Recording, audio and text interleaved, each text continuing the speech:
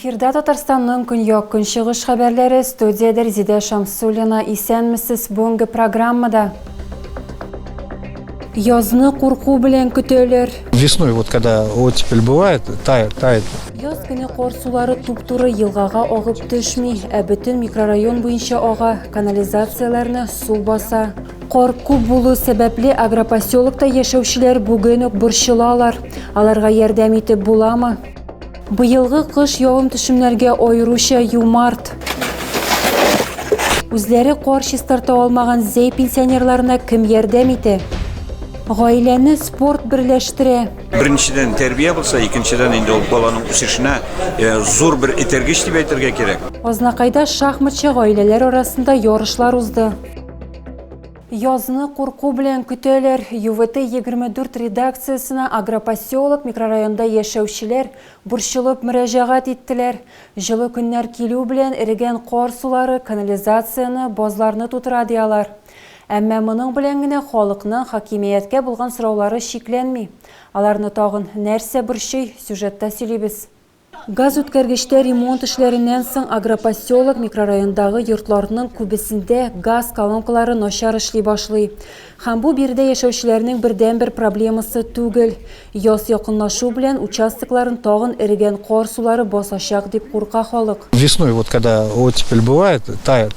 Яз көне кар сулары туп-туры елгага агып төшми, бөтен микрорайон буенча ага, канализацияләрне су баса. Балаларның иминлеге дә борчуга сала агропоселок халкын. Микрорайонда мәктәп автобусы өчен тукталыш юк.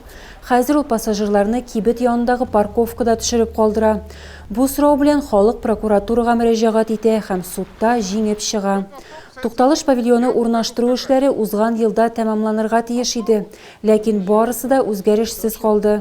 Җирле халык башкарма комитетка күп тапкырлар ярдәм сорап мөрәҗәгать итүләре турында сөйләде. Үз теләкләрен кабат белдерү өчен халыкның активы яшүсмерләр клубында җыелды. Башкарма комитет сүзләренчә, бу микрорайон проблемаларын бер төн эчендә хәл итеп булмый, ләкин алар үз чиратында халык өчен мөмкин булганның барысында эшлиләр. Канализацияны су басу турында мөрәҗәгатьләр кабул итмәдек дип җавап бирделәр. Тукталыш урнаштырылган һәм мәктәп автобусы балаларны аннан алып китсен өчен мәгариф идарәсе белән элемтәгә керергә кирәк. Хәзерге вакытта агропоселокта 1700 кеше яши, шуларның 200гә якыны балалар һәм 40 ветеран. Халык үз районын төзекләндерергә тели һәм хакимият аларны ишетер дип өметләнәләр. Быелгы кыш явым-төшемнәргә аеруча юмарт булды. Зәйнең шәхси секторында яшәүчеләрнең йортларын кар өемнәре түбәләренә кадәр каплый. Шәһәрнең иске өлешендә кар әсирлегеннән азат ителергә яшьләр үзәге волонтерлары отряды ярдәм итә. Волонтерлар өлкәннәргә махсус операция зонасында булган хәрбиләрнең гаиләләренә һәм күп балалы гаиләләргә ярдәмгә киләләр. Волонтерлар рәтендә яшьләр үзәгенә түгәрәкләргә йөрүче беренче мәктәпнең югары сыйныф укучылары. Мондый иҗтимагый эш үсеп килүче буын өчен бик тә файдалы. Патриотик дәресне Әлмәтнең туган якны өйрәнү музеенда үткәрделәр. Мәктәп укучыларына узган гасырда фашизмга каршы көрәш турында сөйләделәр. Укучыларга Бөек Ватан сугышы вакыйгалары турында да искә төшерделәр. Длилось, внимание, 1418 дней. Вот эту цифру запомните. Почти 4 года длилась кровавая, жестокая война. Мәктәп укучылары белән очрашуга Сергей Евлеев килә. Ират җирле шик сакчылары оешмасы рәисе. Махсус хәрби операция зонасында инде берничә тапкыр була. Ул хәрбиләрнең өйләреннән хәбәрләр тапшыра. Чарага килгән укучыларга да хәрбиләр өчен хатлар һәм рәсемнәр җибәрергә тәкъдим иттеләр. Читая не ваши письма, сколько вот я там 8 раз уже был, и это непередаваемо. Кырык алдарлар һәр чак сакта. Әлмәттә тәүлек эчендә телефон аша алдауның 2 очрагы теркәлгән. Гомуми зыян 188 мең сум тәшкил итә. Беренче зыян күрүче 88 яшьлек хатын-кыз була. Аңа шалтыратып, оныгы гаебе белән җитди юл транспорт һәлакәте турында хәбәр итәләр. Мошенниклар акча таләп итә һәм пенсионер алдауга бирелеп аларны курьерга тапшыра. Икенче очракта 40 алдарлар 27 яшьлек пенсионерга шалтыратып 200 мең сум акча таләп итәләр. Хатын-кыз якын кешесе катнашындагы юл транспорт хәлакәте турындагы хәбәрне игътибар белән тыңлый, сөйләшүне туктатып, улына шалтырата. Оныгы белән бар да яхшы икәнен аңлагач, ул булган хәл турында полиция хезмәткәрләренә хәбәр итә. Бөгелмә наркоконтроле хезмәткәрләре тарафыннан 1 килограммнан артык наркотик табып алынган. Тыелган матдәләр сату буенча интернет-кибет оештыруда шикләнелгән 41 яшьлек яр чаллы кешесе тоткарланган. Ир-атның кесәсеннән 8 мефедрон төргәге табыла һәм тартып алына. Шикләнелгән кешенең өендә полиция тагын да күбрәк наркотиклар тапкан. Сораштыру барышында фигурант 2022 елның җәендә интернет майданчыкларының берсендә тыелган матдәләр сату буенча кибет оештырылганын аңлатты. Наркотикларның зур партияләрен Түбән Новгород өлкәсендәге яшерен закладкалар ярдәмендә ала. Соңнан төргәкләргә бүлеп Ярчаллы, Бөгелмә һәм Лениногорск территорияләрендә сата. Тоткарланучыга карата сак астына алу рәвешендә чикләү чарасы сайланган. Әлмәт башкарма комитетында Шевченко урамындагы элеккеге тулай тораклар янындагы район нормаль тормышка кайтарылачак дип хәбәр иттеләр. Тиздән анда кеше приюты кайнар ризык тарату пункты ачылырга тиеш. Аны ачу үзгәрешләргә беренче адымнарның берсе булачак.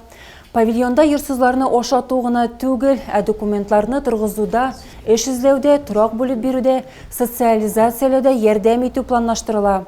Пунктта психологлар эшләячәк. Җирле халыкның иминлеге өчен анда полиция пункты барлыкка килергә тиеш, тулай торакка вахтерлар кайтачак. Куе кара төтен чак кына фаҗигага китерми. Якшәмбе көнне Әлмәт районының Шупай авылында мунча яна. Янгын сөндерүчеләр урынга килгәндә ябык ишектән һәм түбәдән төтен күтәрелгәне күренә. Коткаручыларны Хуҗабикә каршы ала. Ул мунча эчендә беркем дә юклыгын аңлата. Нәтиҗәдә 15 квадрат метр мәйданлы мунча янган.